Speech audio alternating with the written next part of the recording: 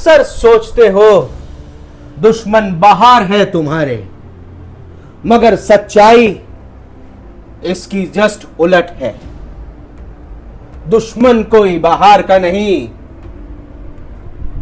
दुश्मन हमेशा अंदर का ही होता है।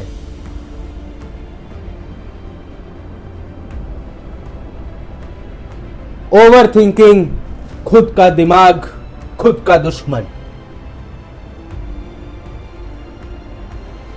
सच पूछो तो यही है कि तुम्हारा दिमाग ही तुम्हें हरा रहा है, तुम्हारे विचार ही तुम्हें रोक रहे हैं। और यह दिमाग सच्चाई में तुम्हारा दुश्मन नहीं, दोस्त है वो तुम्हारा। बस प्रॉब्लम विचारों की है, प्रॉब्लम ओवर थिंकिंग इस दिमाग की सेटिंग की बीमारी है। अगर हमने इस सेटिंग को सुधार लिया, मतलब ओवर थिंकिंग को खत्म कर दिया,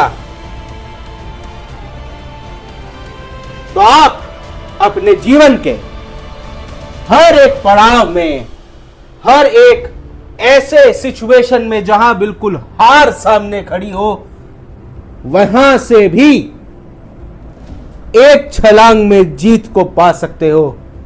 अंतर सिर्फ एक छलांग का है, अर्थात उस ओवर थिंकिंग का है।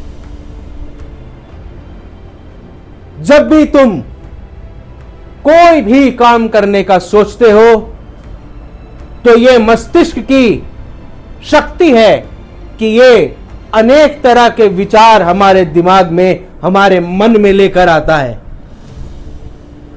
और उसमें एक समस्या भी साथ में आती है, वो ओवर थिंकिंग। हो पाएगा, नहीं हो पाएगा, क्या होगा, कैसे होगा, लोग क्या कहेंगे, ऐसे अनेकों विचार साथ में आने लगते हैं। चलेगा या नहीं चलेगा, अरे किया नहीं और शुरू में ही सोचने लगे, ऐसे थोड़ी ना होता है। अपने विचारों पर काम करो।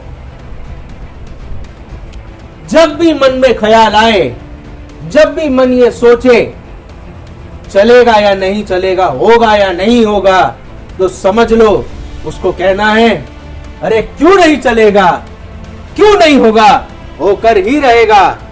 जब दुनिया कर सकती है तो मैं तो कर सकता हूं, क्योंकि मैं भी इस दुनिया का एक हिस्सा हूं।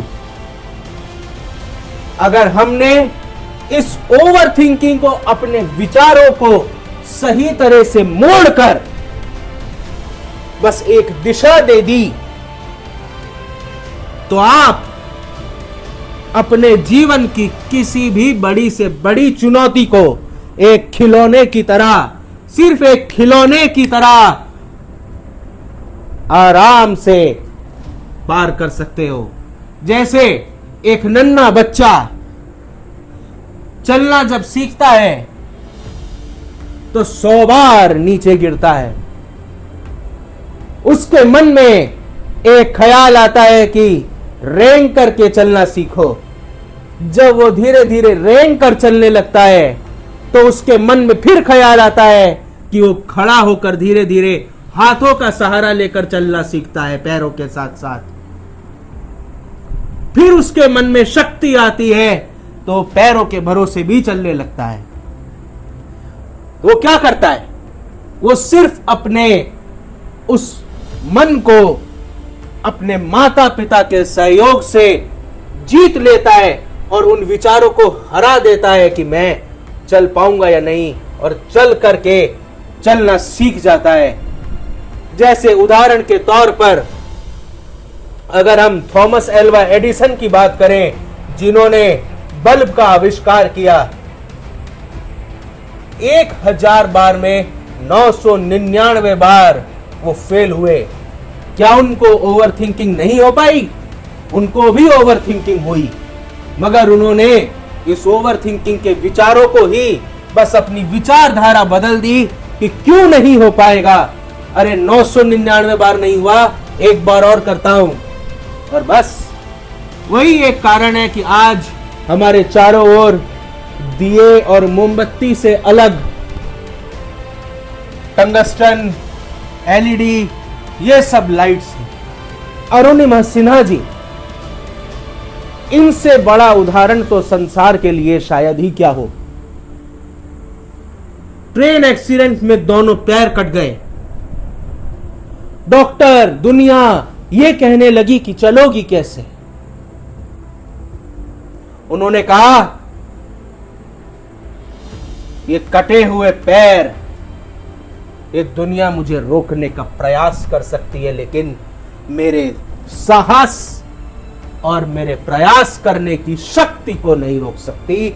उन्होंने बस एक शब्द में अपनी ओवर थिंकिंग को खत्म कर दिया, प्रयास करा, कोशिश करी, और कमाल देखिए कि माउंट एवरेस्ट, हिमालय की 7 चोटियां चढ़कर पार कर दी। जब ये कर सकते हैं तो हम तो पूरी तरह फिट फाइन हैं, तो क्यों आने देते हैं अपनी ओवर थिंकिंग को आगे, क्यों नहीं करते उसका सामना। बस विचारों को सही दिशा दे दो तो जिंदगी संभल जाएगी और हर खुशी तुमसे आकर गले लग जाएगी। यही याद रखो, विचार हजारों आते हैं, लाखों आते हैं, बस उसमें से जो ओवर थिंकिंग के विचार हैं उनको साइड कर दो कि कोई जरूरत नहीं है तुम्हारी, मुझ में क्षमता है और मैं कर दूंगा।